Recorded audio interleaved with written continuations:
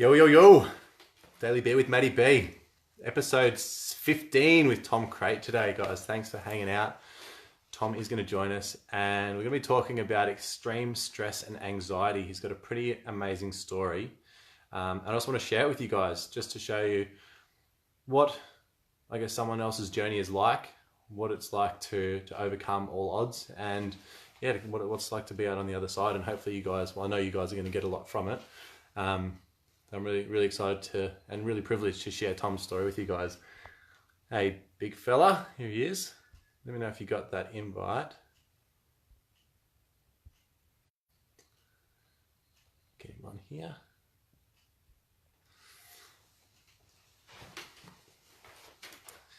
Happy Friday night to everyone. Jasmine, guys, lovely to see you guys. Hey, Krista, thanks for jumping on. Big Tommy C joining the party today. My phone's got 4% battery. It's plugged in. I can hope it Yo, Matty. doesn't die. I'm sure it won't. Here we go. Hey, man. I'm good. Hey, bro. How Sorry, are you? it was a bit, something was glitching with my phone there. Sorry if we didn't interrupt what you were saying.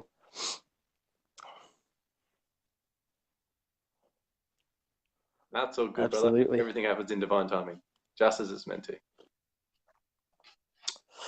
It's right. 10 nice o'clock. and early there. Was it 9 o'clock So or something in the morning? It's a good, reasonable hour. Yeah. Beautiful. Lovely. Awesome. Thanks for joining me again, man. So you were on last week, one of the first guests of the Daily B as we're getting started. And we figured out towards the end of our chat that you really had some pretty heavy stuff going on in your past, in your story, that we just really felt compelled to jump back on together and really share with everyone. Because as I said in the bio, like, talking about extreme stress and anxieties is something that you've dealt with in your past, and it's something that comes up so common, maybe not to the extent that you have been, but a person's stress and anxiety at whatever level they're facing it is still their level of epicness. So yeah, man, why don't we just jump straight in and share a bit about your past, your story, and just, yeah, let people know sort of Sure. where Yeah. you come from and what went on for you. Yeah, I mean, I don't know how, I think obviously everyone has their own relationship to stress. I think we've all had stress in experienced stress in our lives, and I don't know if I suppose my experience was kind of extreme in a way that it happened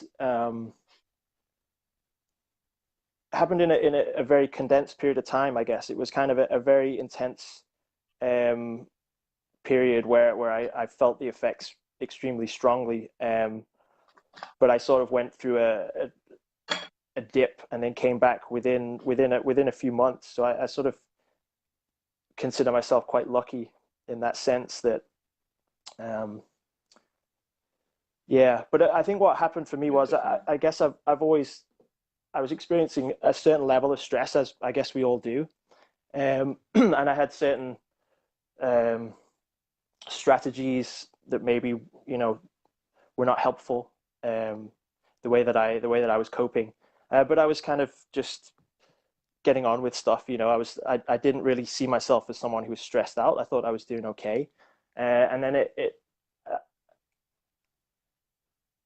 Can you paint a bit of a picture of where you were at the time and right. what it was So that was really causing you mean, the stress at that time? I work in animation, so I've been doing that for I was working for a company for about 10 years, and as we talked about last time, it's something I'm really passionate about, and I love my job. Um, and I guess there's always this kind of balance between passion and stress. I guess when you're passionate about something, you also have there's a lot of energy there that kind of is going through the body, and sometimes that can there's a line. Sometimes you can be really excited about stuff, and other times you can also go down the other road of starting to get a little bit anxiety. But I always kind of looked after myself. I meditated, and I sort of tried to eat well and all this kind of stuff. But what sort of came to a head for me was I took on a project where it was kind of a big step up for me. I was directing like a big commercial, um, and I saw this kind of like as my big break. You know, this is like an opportunity for me to step up and to sort of get some recognition and so I really, you know, I was just really I really wanted to do I wanted to do the best I possibly could. Um, and and I guess what that Yeah.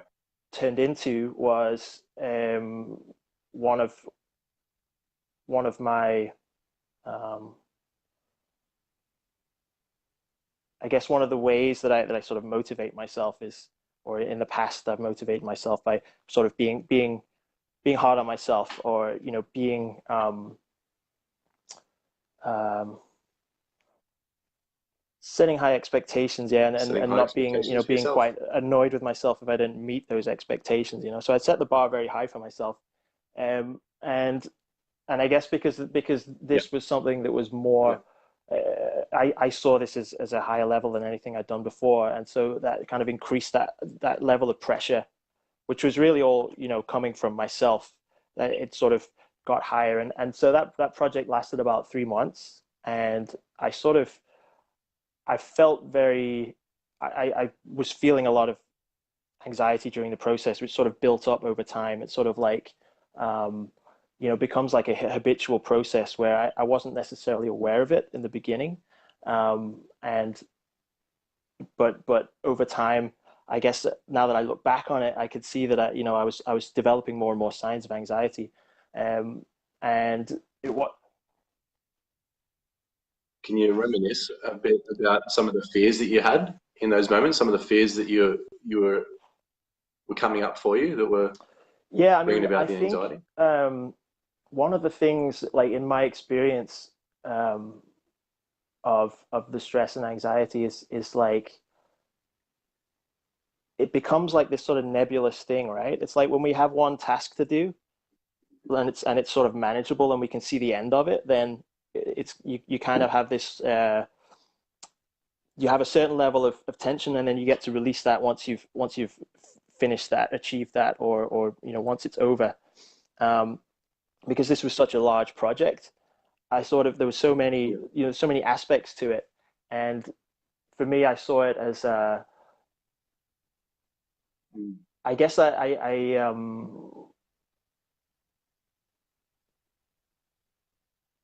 it was more of like a kind of a general feeling of like I don't have enough time. I guess that was something that started to, you know, I have all this stuff to do, and I have, even though I have, like, you know, I have weeks to finish it, but there's all this stuff to do, and so it just becomes this nebulous thing of there's no specific target for each day.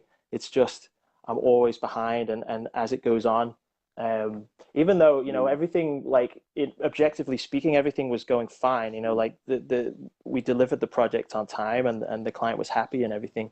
But you know, what I realized later on was that, you know, I was putting this pressure on myself all the time. I was telling myself that this isn't, you know, it's not good enough. You're not working hard enough.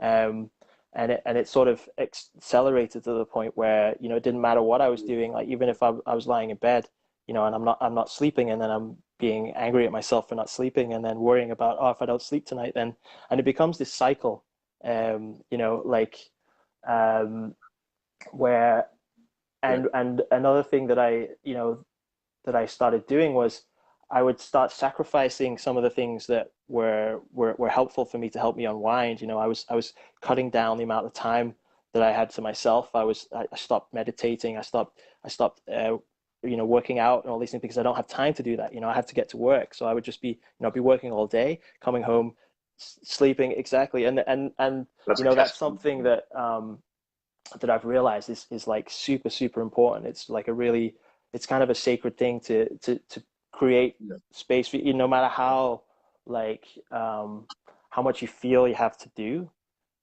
It's always it's like it pays back, you know, tenfold if you spend 10 minutes in the morning to meditate or something, or just to give yourself a little bit of time just to breathe and focus.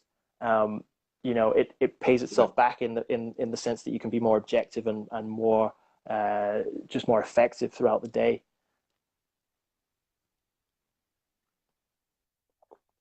Yeah. 100%. Yeah. I recognize when I meditate, The days that I don't because I've got those bullshit excuses that come up. Like I don't have time, or got to do this thing first, and I might get to it later. Like it's all bullshit. But those days that I don't meditate is unquestionable. The level at which I'm more flustered, the level at which I procrastinate more, the level at which I just am more uncertain and easily overwhelmed. It's complete polar opposites. And the days that, and then as soon as I don't do it one day, I've noticed I won't do it for a few days, and then I get back to it, and it's like it's a no-brainer. Why did you stop this? Why is this not a? It's no-brainer, and it's because we do, like you said, when you allow yourself to receive and give to yourself that time, it's saying that I have an abundance of time. I do have enough to give to myself. I'm worthy enough to receive, and worthy enough to spend this time for me, and I am priority above all else, above a job or above going to earn money or above whatever these responsibilities are that are our responsibilities. But beyond all else, I am number one in my world, and that's what I put first. And it's just another level. It's just absolutely polar opposites. Yeah. No, I'm just there. Yeah, I'm just noticing that it's funny that I'm feeling funny, like we're doing a call on stress and anxiety, and I'm noticing that I'm actually I'm feeling kind of stressed about this. Like I noticed that I'm not talking as eloquently and as clearly as I normally would. For some reason, last time we spoke, it was like because we were just sort of having a chat. It was like it was much more easy. But now I think because of this, since it's been framed, this is something that I really want to talk about. And I've sort of been thinking about it the last few days, and my mind has started taking over, and that same pattern I'm noticing is coming up, that like you need to do this well, you don't fuck this up, like you need to say the right things, and that's my mind then taking over again, and it's not allowing me to speak. I mean, I think as as we go in, I'm sort of breathing into this, and I'm getting a bit more grounded and in touch with it. But I just noticing that I haven't been expressing myself in the way that I wanted to so far. Hopefully it'll start to flow as we go through. But it's a good example. You saw yourself doing it. Yeah, man. It's just a good example of the way that the mind, it's when it starts to take over, when you start to feel this, you start to feel a sense of stress or worry about the future or some kind of performance, that the mind can often take over, and it's not always acting in your, I mean, it feels like it's acting in your best interest, but it's actually not helping you because it's distorting reality. So it's the same kind of thing, the same kind of story that says, oh, you don't have time to to talk to your friends right now, you don't have time to have a good night's sleep. It's really nonsense, but it's very, when you're in it, and when when your mind starts going like that, it's very easy to get caught up in it, right? And to sort of, and just believe it, and it's that same, that same sort of voice, or that same, like action of the mind that creates the physical response as well. In my experience, what goes along with that is, it's just sort of a tightness. It's sort of, you start breathing more shallow, you start to feel more of this, like the stress hormones going through your body. And if you're not able to ground yourself in some physical way, by breathing deeply, or just doing some kind of physical action, even if it's talking to someone or something like that, then those hormones don't have anywhere to go, and that's when it becomes kind of a that's when it can do damage, I guess.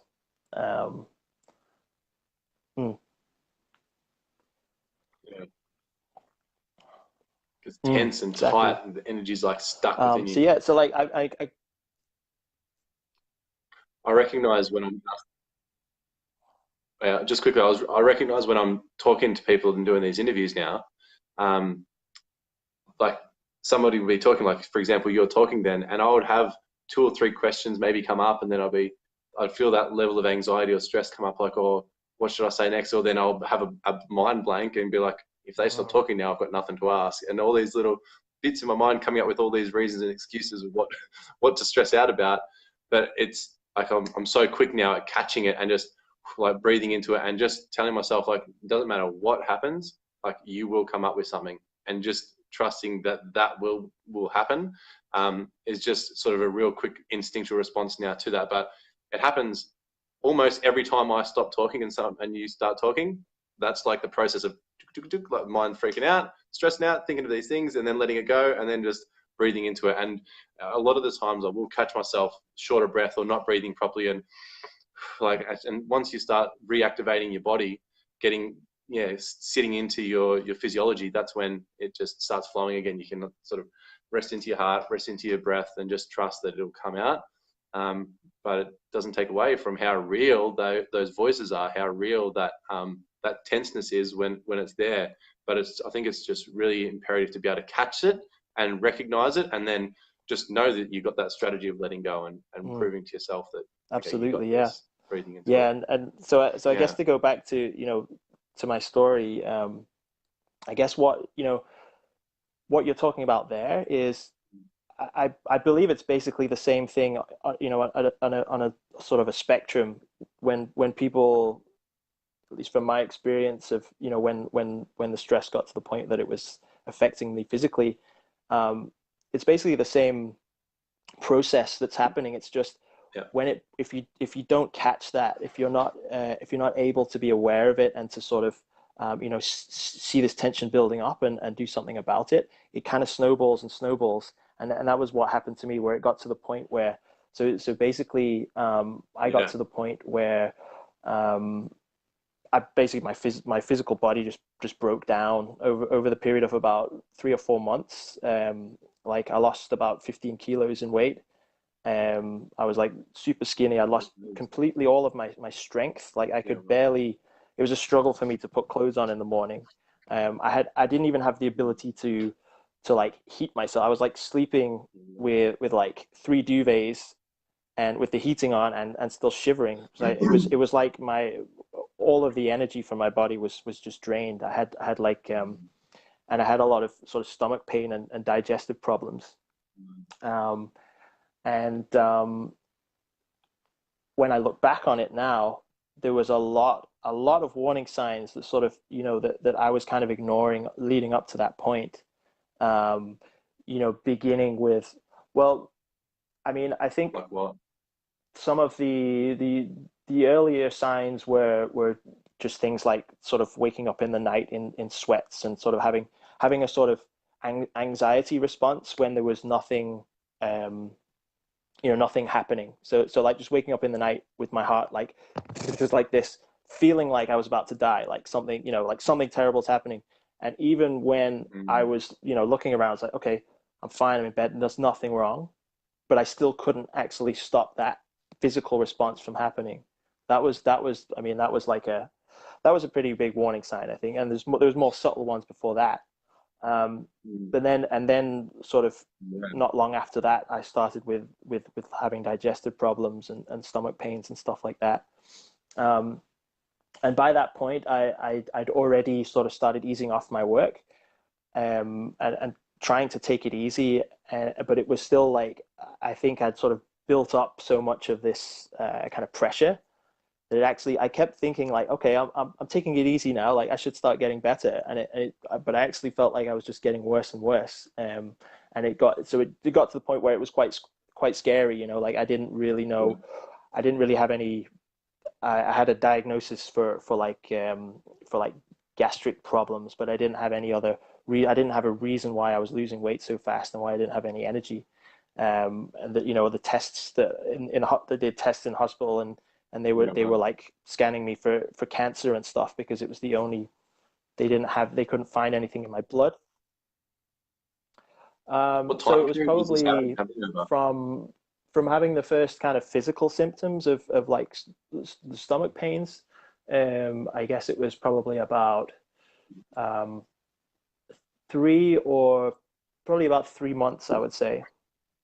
About 3 months until I sort of hit sort of until I sort of hit a point where I started to gain weight and started to sort of get better, which coincided with I took a month off with my wife to Thailand, so it was just like complete like you know disconnection, which was obviously what I needed, just total reset. Yeah.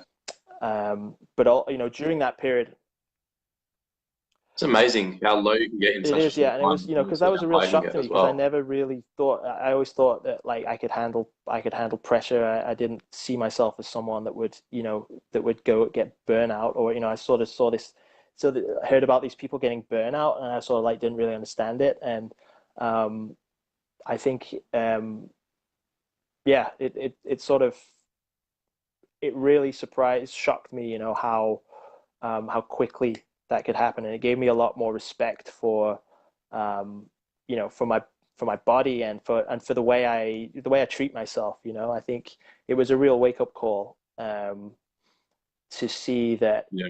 yeah, like there are real consequences to, if you neglect your sort of your what I would call like your sort of self-care, I Self. suppose, whatever, like just sort of looking after your body and your mind, um Mm. and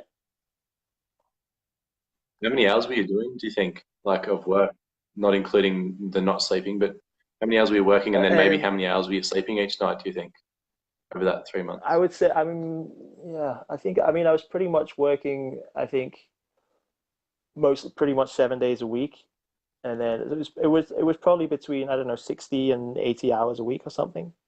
Um but I think, one thing that I Yeah. I think one of the things about stress is, as I see it, I don't necessarily see it as a direct correlation to just working too hard. Like, this is one of the things, this is my take on it. It's not Mm. just This whole the thing. fact that I was working a lot. It's the fact that I had a lot of mental stuff going on that was um, affecting me, mentally and physically. I was A lot of the time that I was working, I was in a very tensed state, because I was constantly feeling like I wasn't doing good enough, or I wasn't, um, you know,